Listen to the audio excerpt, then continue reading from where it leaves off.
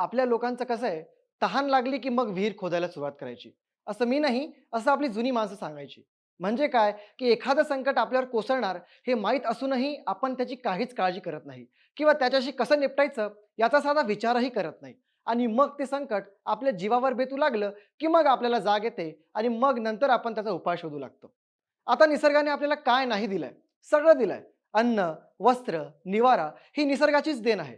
परंतु निसर्गानं केलेल्या उपकाराची परतफेड आपण कशाप्रकारे करतोय? याचा विचार करणं फार महत्त्वाचं आहे. नैसर्गिक संसाधनाचा एक अंग दुसऱ्या अंगाशी जोडलेला आहे.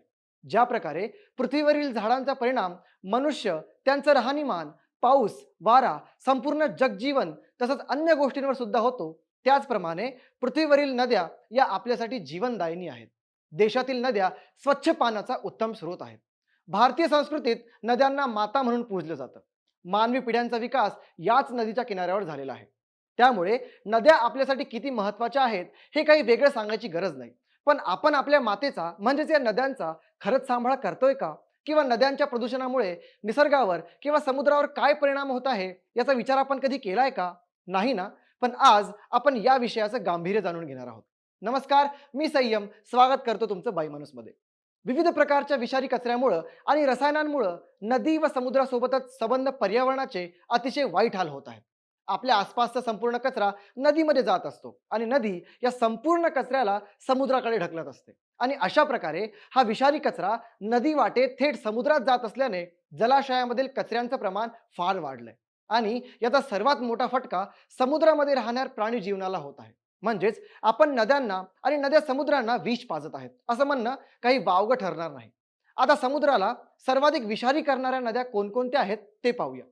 फिलिपाईन्स मधील पासिग, तुल्लाहन, मेकाउयन, पामपंगा, लिबबनन, रिओ ग्रँड दे मिंडानोवा या नद्या 36.38% समुद्राला विषारी करतात. आणि दुर्दैव म्हणजे समुद्राला सर्वाधिक विषारी करणाऱ्या नद्यांमध्ये भारतातील उल्हास नदी आणि गंगा नदी यांचा देखील क्रमांक लागतो.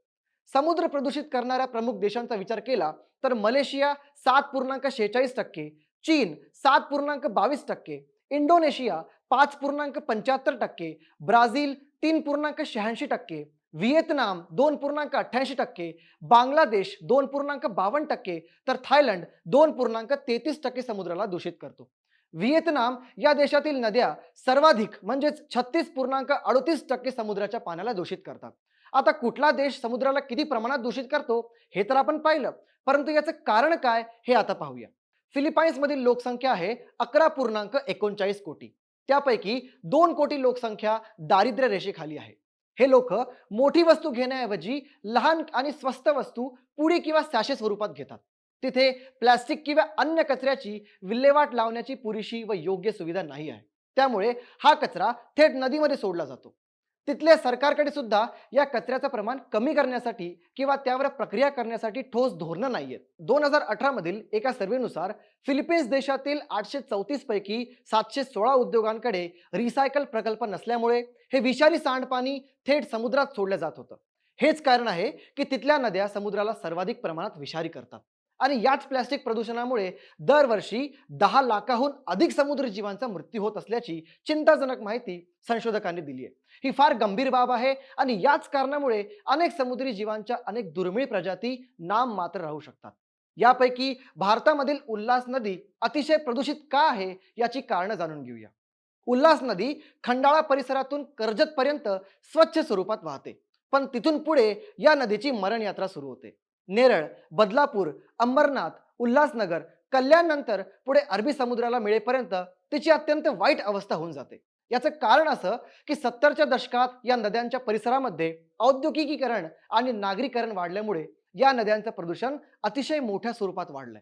मुळात शासनानं मोठमोठ्या कंपन्यांना त्यांचं सांडपाणी, थोडक्यात अत्यंत प्रदूषित असलेलं वेस्ट मटेरियल नदी पात्रात सोडण्याची परवानगी दिली. आणि मग काय, ज्या नद्यांच्या पाण्यावर हजारो गावांची तहान मागायची त्याच नद्यांच्या जीवावर कंपन्या आपल्या व्यवसाय चालवत आहेत. मग नदीकाठी राहणाऱ्या ग्रामीण भागातील लोकांना पाण्यासाठी वनवन भटकावं लागतंय. सध्या नदीच्या या प्रदूषणाला लक्षात घेऊन राष्ट्रीय हरित संघटनेनं केंद्र सरकारला यात हस्तक्षेप करण्याची विनंती केली आहे. त्यामुळे या नदी मायेची नीट काळजी घेणं ही काळाची गरज झाली आहे. भारतातील यमुना, गंगा, गोमती, चंबल, वर्धा, गोदावरी यांसारख्या अनेक नद्या वेगाने प्रदूषित होत आहेत. नद्यांचं प्रदूषण आणि मग पुढे समुद्राचं प्रदूषण ही एक जागतिक समस्या आहे. नद्या प्रदूषित झाल्यानं फक्त समुद्र प्रदूषित होऊन सागरी जीवन विस्कळीत होत नाही, तर सर्वसामान्य मध्यमवर्गीय माणसाचे जीवन मोठ्या प्रमाणात विस्कळीत झालंय. म्हणजे काय, तर नदी प्रदूषित झाल्यानं नदीकाठी राहणाऱ्या गावांना त्या नदीतील पाणी पिण्यासाठी वापरता येत नाही. एवढंच काय, तर अलीकडे नद्या एवढ्या प्रमाणात प्रदूषित झाल्या आहेत की त्याचं पाणी साधं वापरायला सुद्धा घेता येत नाहीये. देशातील 35% गावं ही नदीकाठी वसलेली आहेत, पण नद्यांना अक्षरशः नाल्यांचं स्वरूप आलंय. नदीकाठी असलेल्या शेतीसाठीही या नद्यांचं पाणी वापरणं धोकादायक ठरतंय. यामुळे शेती सुद्धा प्रदूषित होतीये. शेतातील अन्नही रसायनयुक्त झालंय. या सगळ्यांचा परिणाम आपल्या सगळ्यांवर होतोय, पण दुर्दैवानं ते आपल्या लक्षात येत नाहीये. यामुळं प्रत्येकानं याविषयी जागृत होणं अतिशय आवश्यक आहे. प्रशासनाकडून कुठलाही चुकीचा निर्णय घेतला जात असेल किंवा कोणाकडूनही पर्यावरणाला हानी पोहोचत असेल, तर आपण एकजुटीनं त्याविरुद्ध आवाज उठवला पाहिजे. याविषयी समाज माध्यमांवर आवाज उठवला पाहिजे आणि यामुळेच कुठलाही बदल शक्य आहे. पर्यावरण वाचवण्यासाठी आणखी काय काय उपाय आपण करू शकतो हे आम्हाला कमेंटमध्ये नक्की कळवा. आणि हो, बाय मानुषा यूट्यूब चॅनलला सबस्क्राईब आणि फेसबुक आणि इन्स्टा पेजला फॉलो करायला अजिबात विसरू नका. धन्यवाद.